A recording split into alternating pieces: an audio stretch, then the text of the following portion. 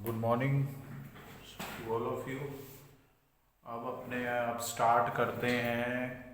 कल हमने देख लिया था सर्कोस्पोरा फंगस, उससे पहले देख लिया था कोलियोटोट्राइकम फंगस। ठीक है। अब पुक्सीनिया जो है फंगस, ये अपने शुरू करते हैं। We will start fungus Puccinia. Occurrence and habit पे जाते हैं अपने। ठीक है। कुछ स्पेसिफिक बातें आप इसमें आपको देखने को मिलेंगी, बहुत स्पेसिफिक बातें हैं, उसको देखते हैं अपने।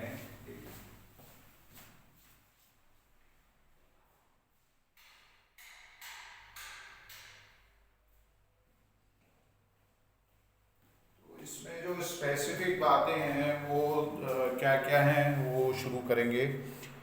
एक तो इसमें आप क्या देखोगे कि ये जो फंगस है दो होस्ट पे अपनी लाइफ साइकिल कंप्लीट करता है। मतलब the fungus Puccinia requires two host to complete its life cycle. समझ में आ गया? To complete its life cycle. So occurrence and habit में देखें आप, सेकेंड लाइन में देख लें, all grow as obligate parasites. ठीक है। कैसे अकर करेंगे? अब तक आपने देखा था फैक्यूलिटेटिव पैरासाइट्स भी सुना। अब यहाँ क्या है, ऑब्लिगेट पैरासाइट्स की फॉर्म में पुक्सीनिया आपको मिलेगा। And it causes serious disease called rust. तो जो रस्ट से रिलेटेड डिजीज हैं वो पुक्सीनिया फंगस करेगा। जैसे मैंने आपको बताया था कोलियोटोट्राइकम से related anthracnose, it causes a disease anthracnose. Anthracnose का मतलब भी बताया था। ठीक है। तो फंगस पुक्सीनिया जो है it causes disease which are represented by rust disease. कई एग्जाम्पल्स हैं जो मेजर एग्जाम्पल्स और इंपॉर्टेंट एग्जाम्पल हैं, जैसे Puccinia graminis tritici, it causes stem rust of wheat. ये आप याद रखें species Puccinia graminis tritici. Wheat का बॉटनिकल नेम आप सबको पता है, ट्रिटिकम एस्टिवम। ठीक है। अलग अलग वीट की स्पीशीज होती हैं। तो इसमें ये क्या करेंगे, it causes stem rust of wheat. Next Puccinia recondita, it causes brown rust of wheat. तो ये याद रखें आप, ये कम्पिटिटिव एग्जाम्स के लिए बहुत इंपॉर्टेंट है। स्टेम रस्ट कौन सी करता है वीट की, और ब्राउन रस्ट कौन सी करता है। पुक्सीनिया स्ट्रीफॉर्मिस, ठीक है, आइदर इट कॉल्ड एज पुक्सीनिया ग्लूमेरम, ये स्पीशीज आप याद करें। It causes yellow rust of wheat, yellow rust of wheat. ठीक है। और आपको बता देता हूं, ये देखो आप, पुक्सीनिया graminis हॉर्डाई, HORDEI, it causes stem rust of barley. Barley का बॉटनिकल नाम क्या है, हॉर्डियम वल्गरे। तो इससे आप याद कर लेंगे Puccinia graminis hordei, it causes stem rust of barley. समझ में आ गया ये आपको? बहुत स्पीशीज हैं, मेजर यही पूछी जाती है, आप याद कर सकते हैं जितनी आपसे याद हो जाए प्लांट से रिलेटेड। ये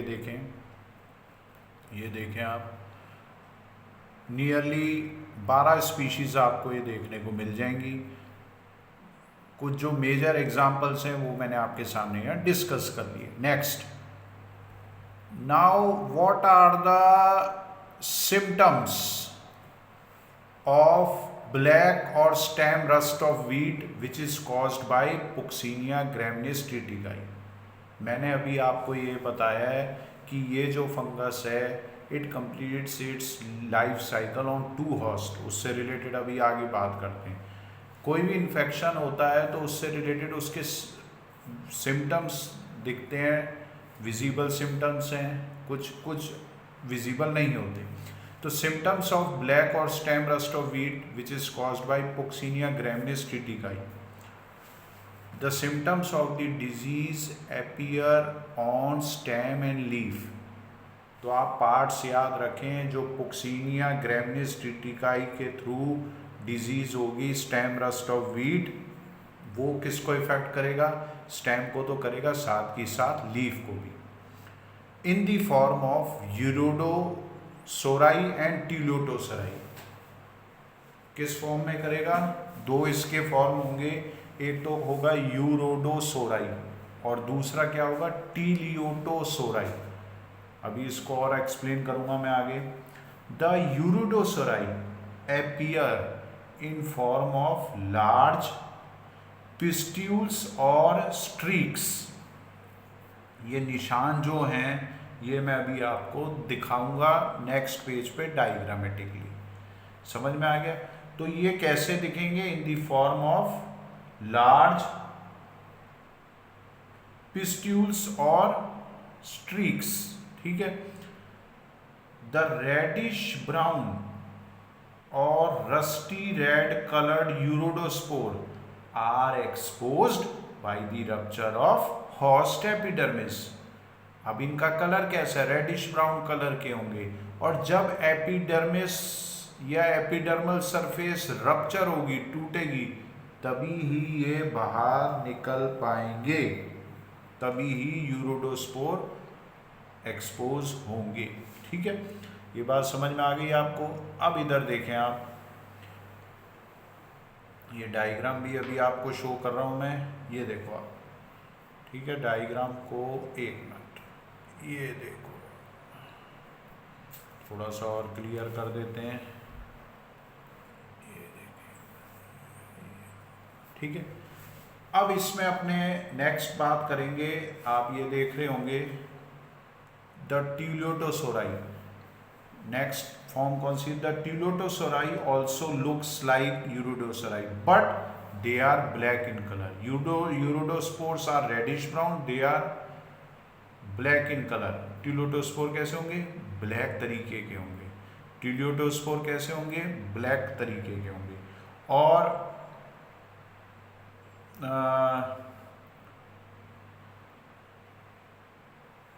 अपीयरेंस कैसी रहेगी? यूरोडोसोराई की तरह। Severe infection in wheat plants results in shrivelled grains. ठीक है, the plants become stunted and yield is reduced. तो ये कुछ सिम्टम्स हो गए जब टीलोटोसोराई इन्फेक्ट करेंगे, प्लांट्स की ग्रोथ कम हो जाएगी, स्टंटेड ग्रोथ हो जाएगी, ग्रोथ दब जाएगी, स्टंटेड, यील्ड रिड्यूस हो जाएगी, ग्रेन्स की शिर्वलिंग हो जाएगी, मॉर्फोलॉजिकली वो अलग से दिखेंगे, जो एक उनकी नॉर्मल शेप है वो एबनॉर्मलिटी शो करेंगे। नेक्स्ट, ये डायग्राम आप देख रहे हैं, बहुत इजी सा डायग्राम है। ठीक है, बी वाला बना लें आप चाहे, इसमें पिस्ट्यूल्स दिखा सकते हैं, ये निशान आपको दिख रहे हैं ना, ये आप दिखा सकते हैं, पोक्सीनिया ग्रैमिनिस से रिलेटेड है। क्लियर हो गए? नेक्स्ट, अब जो मेन बातें हैं वो अब यहाँ से शुरू हो रही हैं। पहले अपने करते हैं, ये देखो ऐसे, फंगस ऑन वीट। मैंने आपको अभी बताया इनको दो होस्ट चाहिए, उससे रिलेटेड ये देख लें आप। पोक्सीनिया graminis ट्रिटिकाई is a हेट्रोशियस rust. Hetero का मतलब होता है different, that is it requires two host to complete its life cycle. ठीक है, to complete its life cycle. The phenomena in which a fungus require two hosts or to complete its life cycle is called as heterosism. समझ में आ गया आपको? तो दो host कौन कौन से हैं? प्राइमरी होस्ट इज वीट, ठीक है, एंड अल्टरनेट होस्ट, दूसरा होस्ट कौन सा है? बारबेरी। तो ये जो हैबिट है हेट्रोशियस हैबिट में आ जाती है, in which the fungus require 2 hosts to complete its life cycle. तो अपने पहले बात करेंगे फंगस ऑन वीट, ठीक है। The primary host wheat gets infected either by the germination of acidospores produced from barberry plant or by germination of urodospores which are produced from infected wheat plants। Line complicated है, इसको easily अपने याद कर सकते हैं, समझ सकते हैं। जो प्राइमरी होस्ट है वीट का वो इन्फेक्ट हो सकता है। अब इन्फेक्शन के अलग अलग सोर्स हैं, either by the germination of aecidiospores which are produced by barberry plant और by the germination of uredospores which are produced from infected wheat plants. समझ में आ गया आपको ये किस तरीके से ये इन्फेक्शन का प्रोसेस चल रहा है, कौन कौन से सोर्स हैं। In either case the mycelium develops secondary mycelium, चाहे इसके थ्रू हो चाहे इसके थ्रू हो, either by this the mycelium develops in secondary mycelium. Now we will discuss about the vegetative structure, very easy. जो मैंने अंडरलाइन कर रखा है आप देखें, the mycelium is branched, the mycelium is septate and the mycelium show dikaryotic hyphae, ठीक है। Die का मतलब होता है दो, कैरियो का मतलब होता है न्यूक्लियाई या न्यूक्लियस, और हाइफी तो आपको पता ही है। Next, the mycelium produces intracellular button shaped haustoria, जैसे शर्ट्स पे बटन होते हैं उस फॉर्म की स्ट्रक्चर बनाएंगे। या आप समझ सकते हैं जैसे हमारे घर पे हम टैप वाटर यूज़ करते हैं, नल चलाते हैं, तो नल की जो नॉब होती है उसको आप हॉस्टेरिया बता सकते हैं। मेरी बात समझ में आ गई आपको?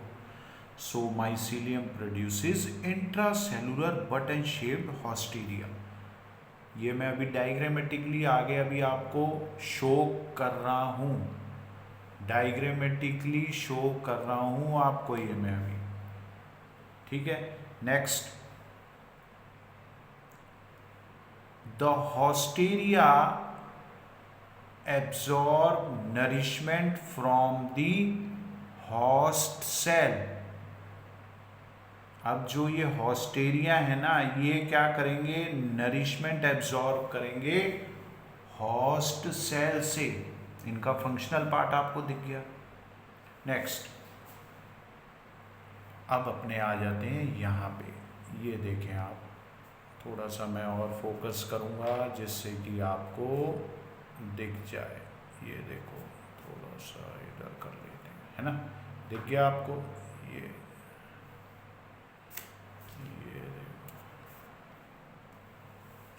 समझ में आ गया? यूरोडोस स्टेज, दो स्टेज बताऊंगा। पहली है, first one is uredo stage, development of uredospores in uredosorus. Uredospores develop हो रहे हैं, किसके अंदर हो रहे हैं, यूरोडोसोरस के अंदर, ठीक है। क्या प्रोसेस है, कैसे होता है, बहुत इजीली आपको समझ में आ जाएगा। ये देखो आप, the dikaryotic mycelium accumulates below the epidermis। समझ में आ गया? माइसीलियम जो है डाइकैरियोटिक माइसीलियम, डाइकैरियोटिक का मतलब आपको पता चल गया, डाई का मतलब होता है दो, कैरियो का मतलब होता है nucleus. It accumulates below the epidermis, epidermis के नीचे इकट्ठा होने लग जाएगा। थर्ड लाइन में देखें आप, dense mycelium develops several two-celled branches। अब ये जो accumulation होगा इससे माइसीलियम डेंस हो जाएगा और ये टू सेल्ड ब्रांचेस बना लेगा। And this results in epidermal bulging. Bulging का मतलब क्या होता है? फूलना। बल्जिंग का मतलब क्या होता है? फूलना। तो एपिडर्मिस फूल जाएगा, जब फूलेगा तो फट जाएगा। देखो, outer cell of each branch enlarges to form large uredospore and lower cell forms a long stalk। अब जब एपिडर्मल बल्जिंग हो जाएगी, एपिडर्मिस फूल जाएगा, आगे क्या है, ये जो 2 सेल्ड ब्रांचेस बने हैं ना, तो जो आउटर सेल है हर एक ब्रांच का, वो तो बना देगा लार्ज ओवल यूरोडोस्पोर्स, और लोअर सेल क्या बनाएगा? Long stock. नाउ यूरोडोस्पोर्स, ये देखें आप, बाइन्यूक्लिएट। सेकेंड लाइन में देखें, थिक डबल लेयर्ड वॉल, ये अभी मैं शो करूंगा आपको। फोर्थ लाइन में देखें, at maturity the uredospores are liberated by breaking of stalk and disseminated by wind. Maturity पे क्या होगा? जो यूरोडोस्पोर्स होंगे वो लिबरेट हो जाएंगे। कैसे? स्टॉक जो उसकी डंडी है वो टूट जाएगी, और डिस्पर्सल कैसे होगा? विंड के through. They germinate on suitable host under favourable conditions by giving out germ tubes. और आगे ये कैसे डेवलप होंगे? जर्म ट्यूब्स बनने लग जाएंगी इनमें से जब फेवरेबल कंडीशंस आएंगी। तो ये यूरोडोस्पोर्स का आगे डेवलपमेंट या जर्मिनेशन हो जाएगा। समझ में आ गया आपको? नेक्स्ट पेज पे देखते हैं अपने। अब मैं आपको डायग्राम बता रहा हूँ, बहुत इजी डायग्राम है, जो अभी मैंने बात बोली है ना उससे रिलेटेड डायग्राम है। ये देखो आप, एक मिनट, मेरा यही रहता है कि आपको साफ पता है। देखो, मास ऑफ माइसीलिया, ये माइसीलियम का मास शो कर दिया। हॉस्टेरिया, बटन शेप्ड हॉस्टेरिया शो कर दिए। ये हॉस्ट सेल्स हैं जिनमें ये इन्फेक्शन करेंगे। ठीक है, समझ में आया? ये देखो, दिख गया? हाँ, एक मिनट, हाँ जी। नेक्स्ट अब आप देखो, हाइफल ब्रांचेस दिख गई। ये हाइफल ब्रांचेस दिख गई ना, 2 to 3 सेल्ड मैंने अभी बताया था। हॉस्ट एपिडर्मिस दिख गया, हॉस्ट का एपिडर्मिस। ठीक है, यूरोडोस्पोर्स दिख गए, और ये हॉस्टेरिया दिख गए। समझ में आ गया आपको? अब इसको जर्मिनेशन को अगर और देखें या आगे हम और स्टडी करें, ये CDEF डायग्राम बना दिए। ये देखो आप, एक सिंगल यूरोडोस्पोर को आगे बताने लग गए। ठीक है, समझ में आ गया? मैच्योर। अब ये देखो आप, मैंने अभी बोला था यूरोडोस्पोर्स आर डबल लेयर्ड, तो ये डबल लेयर्ड स्ट्रक्चर दिख गई आपको ना? ठीक है, ये एक्साइन और अंदर इंटाइन होती है। ठीक है, इसको आप एक्सप्लेन करो ना करो, लेकिन थोड़ा सा इजी हो जाता है डबल लेयरिंग को शो करना। एक्सोस्पोर कह सकते हो, अंदर को एंडोस्पोर। ये आप देखें, अब यहाँ देखें, एपिडर्मिस रप्चर हो गई, रप्चरिंग होगी। वो क्यों होगी? एपिडर्मल बल्जिंग क्यों होगी? वो आपने देख लिया।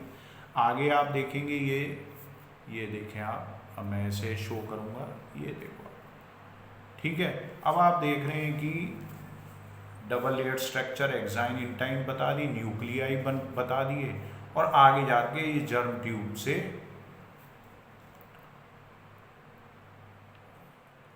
आगे जर्मिनेट होगी। ठीक है, ये शो कर दोगे आप।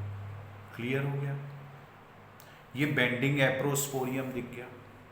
तो ये जर्नल एक आप पहले पढ़ के भी आए हैं कि कैसे जर्म ट्यूब बन रही है, लेयरिंग, मैंने एक्साइन इंटाइन पहले भी आपको बताया था उस तरीके से। नेक्स्ट, अब अपने देखते हैं टिलियोटोस्पोर्स। ठीक है, तो इसका डायग्राम ये आप देख लें, ये वाला डायग्राम है। आप ये देखें, सेप्टा बनने लग गए, सेप्टा बनने लग गए, डाइकैरियोटिक कंडीशन दिख गई। ठीक है, ये आप स्ट्रक्चर देख रहे हैं, डिप्लॉयड न्यूक्लियस बन गया, और ये एक इनका पूरा डेवलपमेंट देख रहे हैं। ये रप्चर्ड एपिडर्मिस देख लो आप, इजीली बना सकते हैं। डायग्राम बहुत इजी है। जैसे आप ए वाला बना दें, ए के बाद सी डी ई और फिर ये यहाँ अंदर दिखा दें, तो इजीली आपको समझ में आ जाएगा। नेक्स्ट यहाँ देखते हैं अब इससे रिलेटेड क्या बात है। हाँ जी, ये देखो, the fungus produces another type of spores which is called as teleutospores, जिसका मैंने अभी डायग्राम आपको बताया। The telia are black in colour, the telia are black in colour, ये ब्लैक की छाप देख लोगे, ठीक है। Teleutospores develop in the same manner as the uredospore from two celled branch of dikaryotic mycelium. समझ में आ गया? उसी तरीके से डेवलपमेंट है, वो माइसीलियम एक्यूमुलेट होने लग जाता है, एपिडर्मल बल्जिंग होने लग जाती है, ठीक है। But the apical cell again divides to form two celled teleutospore. इससे रिलेटेड मैं आपको इस डायग्राम को ये शो कर रहा हूँ, ये देखो आप, ये देखो टू सेल्ड, ये स्ट्रक्चर आप समझ में आ गया, ये देखो आप, ये वाला, ठीक है, जो अभी अपने मैंने आपको अभी लाइन बोली है, समझ में आया। नेक्स्ट,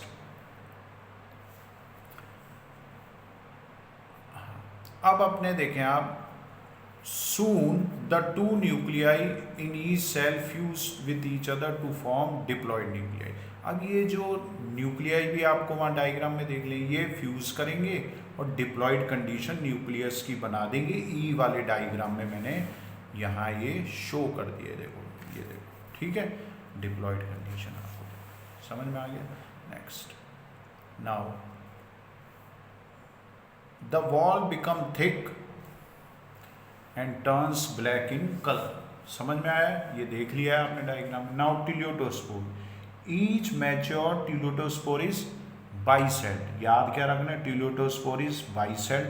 सेकेंड लाइन में आप देखेंगे bilayered, bilayered, outer thick and smooth and called exospore, inner thin membranous and called endospore. समझ में आ गया?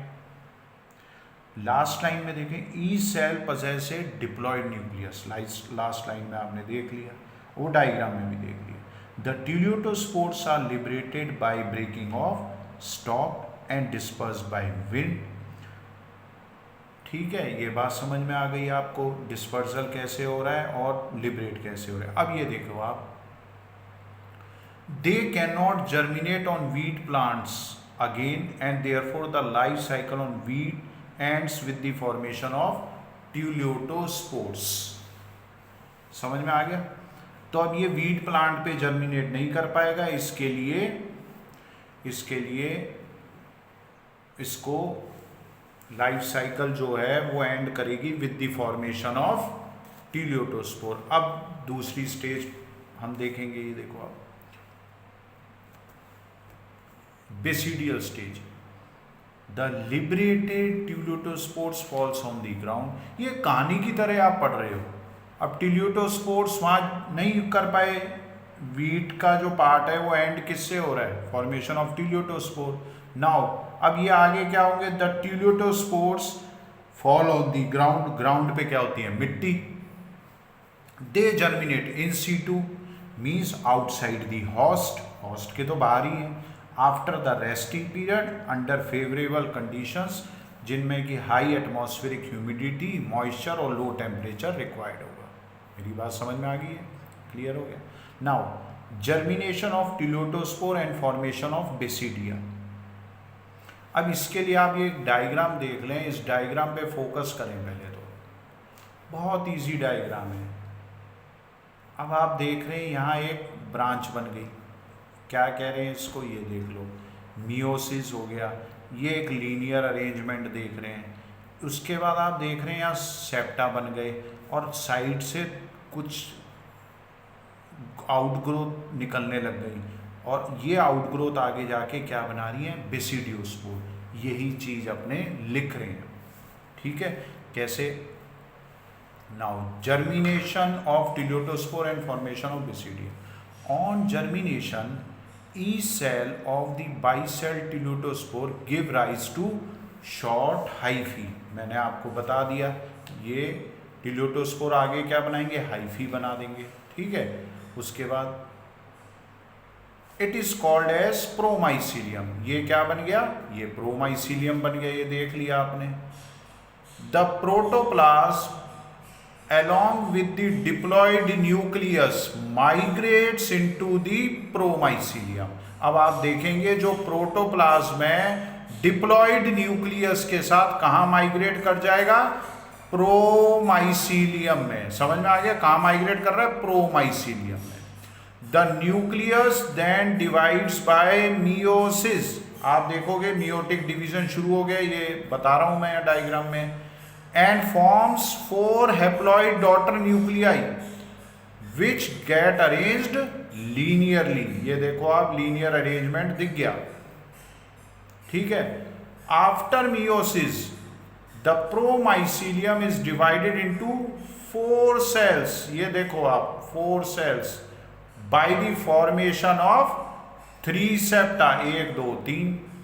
ये तो एक बात आप डायग्राम में जो देख रहे हो उसको लिखते जा रहे हो। सेप्टा बन गए 3 septa.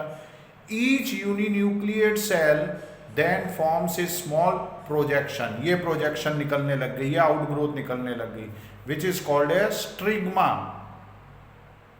Which swells at the tip. आप स्वेलिंग देख रहे हैं आप। The nucleus of the cell migrates into the swelling, ठीक है, migrates into the swelling and differentiate into rounded basidiospores। तो ये जो डायग्राम में आपने देख लिया टीरियोटोस्पोर, डायग्राम में आपने देख लिया हाइफी बन गई प्रोमाइसीलियम, फिर मियोसिस हो गया 4 सेल बन गए, फिर आप सेप्टा 3 देख रहे हो, साइड में आप क्या देख रहे हो? साइड में आप ये आउटग्रोथ दिखने लग गई, आगे ये बेसिडियोस्पोर्स में कन्वर्ट हो गए। ये देखो आप, ठीक है। तो ये पार्ट अपना पुक्सीनिया का पहला पार्ट कंप्लीट हो गया। सो समझ में आ गया होगा आपको, इजीली आप देख सकते हैं, इसको समझ सकते हैं। It is very easy. Diagrams पे आप कंसंट्रेट होंगे तो इजीली आप समझ जाएंगे। Thank you very much.